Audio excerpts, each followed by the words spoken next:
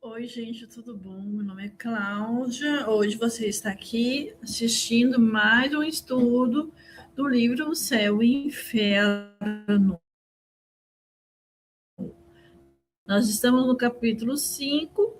Nós estamos naquele capítulo que fala sobre os espíritos que se desviveram. Não dá para falar a palavra aqui por causa do YouTube, você já sabe. E agora, esse capítulo nós estamos falando assim, bem devagar, porque é um assunto muito delicado, né? E muito pesado também. E que pode mexer com algumas feridas, né? É um tabu ainda na sociedade, em pleno século XXI, em 2026. Isso aqui foi escrito no século XIX por Allan Kardec, né? E a gente vê hoje como um assunto super pertinente, né? Que sobre o viés do espiritismo, né, a gente lança uma luz sobre esse problema, né, e se o espiritismo bem compreendido leva a pessoa a não pensar, a não colocar em prática isso, apesar de que nós temos espíritos que acabam cometendo isso, né, porque são humanos, não fazem alguns não procuram ajuda, né, e aí a doença vai evoluindo, que a depressão mata, né? Nós sabemos disso, e isso é um sintoma, né? O desviver, né? É uma consequência, né? Então, e a pessoa pode ser espírita, mas ela não levou aquilo para o coração, na teoria ela entende, mas na prática não coloca em prática, né? Então, aí ele não realmente não acredita em vida após a morte, né? Um espírita que se diz espírita e que acaba cometendo esse tipo de questão. É porque não é uma situação muito fácil de resolver, né? A gente não dá para julgar uma pessoa que opta por esse caminho, o que passa na cabeça dela, né? É muito sofrimento, é muita dor. Ele quer eliminar a dor, na verdade, né? Mas Deus dá outras oportunidades para ele aprender. Deus não pune jamais, né? O Deus punitivo, na verdade, é o Deus criado pelo homem, não é o Deus verdadeiro. O Deus verdadeiro, ele é amoroso, ele é acolhedor, ele não pune, ele só quer nosso bem, ele quer nosso aprendizado. Então é isso, vamos falar sobre o Pai e o conscrito. Já temos uma palavra difícil aqui no início. O que quer dizer conscrito? Eu estava aqui na página, a página sumiu. Conscrito é o cidadão convocado ou alistado para prestar o serviço militar obrigatório nas Forças Armadas. No Brasil, o termo refere-se especificamente ao jovem incorporado que serve obrigatoriamente no Exército, na Marinha ou na Aeronáutica. Então, é o pai e o filho que se alistou para o exército.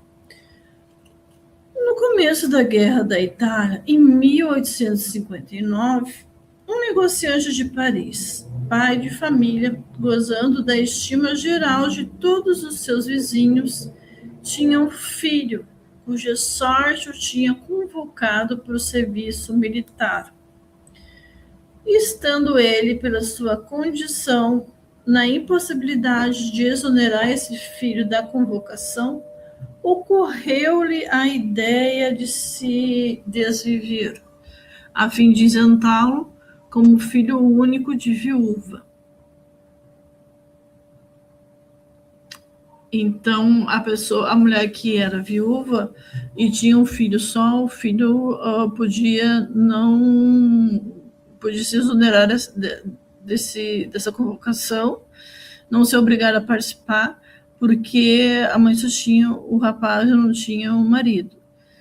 Então, imbuído desse pensamento, ele teve essa excelente ideia, né, essa triste ideia, né, e de cometer esse ato.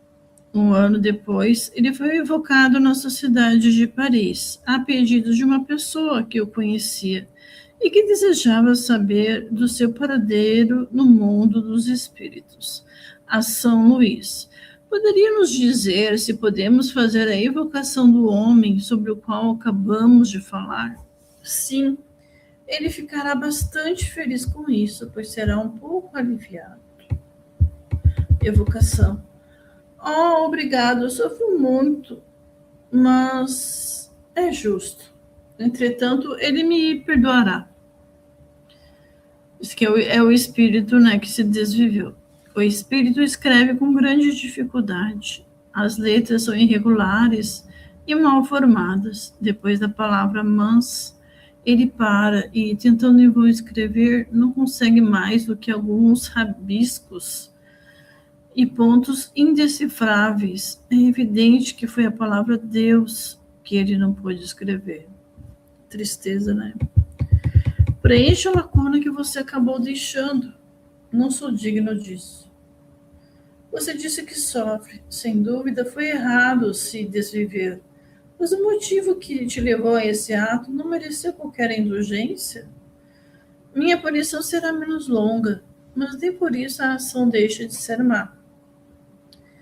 Poderia nos descrever a punição que você está sofrendo? Sofro duplamente, na minha alma e no meu corpo. Sofro neste último, embora não o possua mais, como um amputado sofre com falta do membro ausente. Tua ação foi motivada unicamente em favor do teu filho e por nenhuma outra causa? Somente o amor paterno me guiou, mas me guiou mal. Por causa desse motivo, minha pena será encurtada. Aquele número lá 91 é a Segunda Guerra da Independência Italiana, envolvendo a Itália e a França, sua aliada, contra o Império Austríaco, motivada principalmente por uma disputa de terras do Reino da Sardenha, culminando com a vitória da Aliança Ítalo-Francesa e desencadeando o desfecho do processo de unificação da Itália. Bem nessa época aí, né? Um momento histórico acontecendo. 6. Como consegue prever o fim dos teus sofrimentos? Não prevejo o fim deles, mas tenho certeza de que esse fim existe, o que já é um conforto para mim. Agora há pouco você não pôde escrever o nome de Deus, porém temos visto espíritos muito sofredores escrevê-lo. Isso faz parte da tua punição. Poderei escrevê-lo com grandes esforços de arrependimento, né? Ele sente, né, uma grande desvalia para si mesmo, né? Até para escrever a palavra Deus, né? Uma coisa que toca ele bastante. Pois bem, faça grandes esforços e tente escrever. Estamos convencidos de que conseguirá fazer isso, o que será um alívio para você. O espírito acabou por escrever com letras irregulares, trêmulas e grossas. Deus é muito bom. Conseguiu vencer essa parte. Ficamos gratos por ter atendido ao nosso chamado e rogaremos a Deus por você, para pedir a Ele a misericórdia em teu favor. Façam isso, por favor. A São Luís, queira nos dar a tua apreciação pessoal sobre o ato desse espírito que acabamos de evocar. Esse espírito sofre justamente, pois lhe faltou confiança em Deus, o que é uma falta sempre punível. A punição seria terrível, mas longa, se ele não tivesse a seu favor um motivo louvável, que era aquele de impedir o filho de ir ao encontro da morte. Deus, que vê o fundo dos corações e que é justo, não pune senão conforme suas obras, né? Deus não vê a situação de outra forma, né? Ele é muito mais, ele é misericordioso, né? Muito mais que nós, conosco mesmo. Observação. Inicialmente, esse desviver parecia desculpável, porque poderia ser considerado como um ato de devotamento. De fato, é um devotamento, mas não completamente. Como disse o espírito de São Luís, esse homem faltou com confiança em Deus. Devido à sua ação, talvez ele tenha impedido que o destino do seu filho se cumprisse. Primeiro, não era a certeza que o filho fosse morrer na guerra. Não tem como saber, né, o futuro. E talvez essa carreira militar devesse fornecer a oportunidade de fazer algo útil para o seu adiantamento. Eu talvez precisasse passar por essa situação. Sua intenção era boa, indubitavelmente, tanto que lhe é levado em conta. A intenção atenua o mal e merece indulgência, mas ela não impede o que é mal de ser mal, né? Não é um ato honroso, né? Tirar a própria vida. Se não fosse assim, em favor do pensamento, poderíamos desculpar todos os delitos e poderíamos até matar, sob o pretexto de prestar algum serviço. Uma mãe que mata o filho com a ideia de enviá-lo direto para o céu seria menos culpada por ela ter feito isso com uma boa intenção? O ato continua ali, o crime continua ali. Com esse sistema, poderíamos justificar todos os crimes que um fanatismo cego pudesse cometer nas guerras de religião. Que se matou tanto em nome de Cristo. Em princípio, o homem não tem o direito de dispor da sua vida, porque ela lhe foi dada visando os deveres que ele tem a cumprir na terra. É por isso que ele não deve abreviá-la voluntariamente sob nenhum pretexto. Como ele tem o seu livre-arbítrio, ninguém pode impedi-lo, mas disso ele sempre sofre as consequências. O desviver punido mais severamente é aquele praticado por desespero e em vista de se safar das misérias da vida, sendo essas misérias ao mesmo tempo provas e expiações. Fugir delas significa recuar diante da tarefa aceita e às vezes diante da missão que deveria ser completada.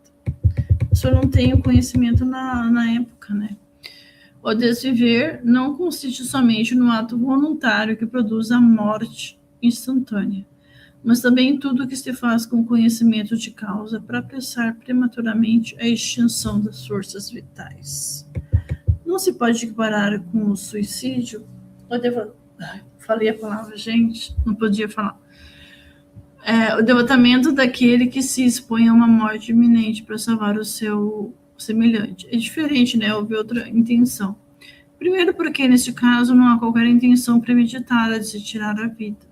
E, em segundo lugar, porque não há perigo do qual a providência não possa nos livrar, se a hora de deixar a terra não tiver chegado. Quando a morte ocorre em tais circunstâncias, é um sacrifício meritório, pois é uma abnegação em proveito de outra. O Evangelho segundo o Espiritismo, capítulo 5, itens 14, 28, 29 e 30.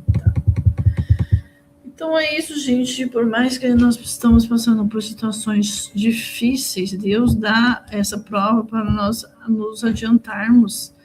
E ela vai ter um fim, uma hora ou outra. O vale da sombra e da morte, ele é importante para nós aprendermos várias situações. Mas uma hora a gente deixa de caminhar por esse vale, e porque nós aprendemos, Então, acho que desde pequenininho a gente tinha que ser ensinado a ter essa confiança em Deus, ter confiança na vida, essa fé, que tudo que a gente passa não é em vão, que o sofrimento, ele vem, mas faz parte da existência, a gente não sabe ainda conscientemente por que nós precisamos passar por isso. Mas o nosso espírito sabe, a nossa alma sabe, e nós precisamos passar por essas provas, para a gente avançar e não ficarmos no mesmo lugar. Então, nós temos que ter essa esperança, de um futuro melhor, de uma vida melhor, apesar dos pesares, apesar de tudo que nos acontece. Então, e não cometer nunca, jamais, hipótese alguma, esse ato. Se sentir essa vontade, procure ajuda imediatamente, vá num psicólogo que seja especialista, se possível, ou em qualquer outro psicólogo. Procure o CAPS, é um serviço público, e que já salvou muita gente, muitas pessoas. Se você não tem condições de pagar um psiquiatra particular, primeiro é necessário procurar a ajuda médica, a ajuda do psicólogo e do psiquiatra, se for o caso, A psicóloga vai saber indicar e fazer o tratamento certinho. É importante o espiritismo, sim, mas nesse primeiro momento que você precisa sair da cabeça fora d'água, A cabeça precisa estar fora d'água para você não estar se afogando. Primeiro precisa estabilizar e aí depois, procurar o espiritismo e juntamente com a medicina, com a psicologia, procurar o espiritismo, estudar e colocar em prática. E aí também tem a parte do exercício físico, que é importante, a parte social, se relacionar, e todos esses fatores, que fazem nós termos uma vida mais equilibrada. Nunca desista de você, nunca desista dos seus sonhos, nunca desista do que você pode se tornar. O destino atual não é o nosso destino futuro. O que nos acontece não é o destino final. E é só uma fase que ela vai passar. Então é isso, esse é o recado de hoje. Esse caso é bem comentado no mundo aqui dos espíritas, né? E é muito triste, né? Se eu tivesse tido fé, né, na vontade de Deus, no que Deus queria para o filho dele, não teria cometido essa ação, apesar de ter sido uma ação, né, que no entendimento dele seria boa, mas tem um ato lesivo ali. Enfim, mas Deus tudo perdoa e dá nova oportunidade de aprendizado. É isso, gente. Esse foi o de hoje, né? Tá sendo curtinho porque esse capítulo é mais denso, né? Então, a gente vai parar por aqui. O próximo vai ser o François Simon Louvel Havre. É isso. Muito obrigada por ter assistido e até a próxima. Tchau, tchau.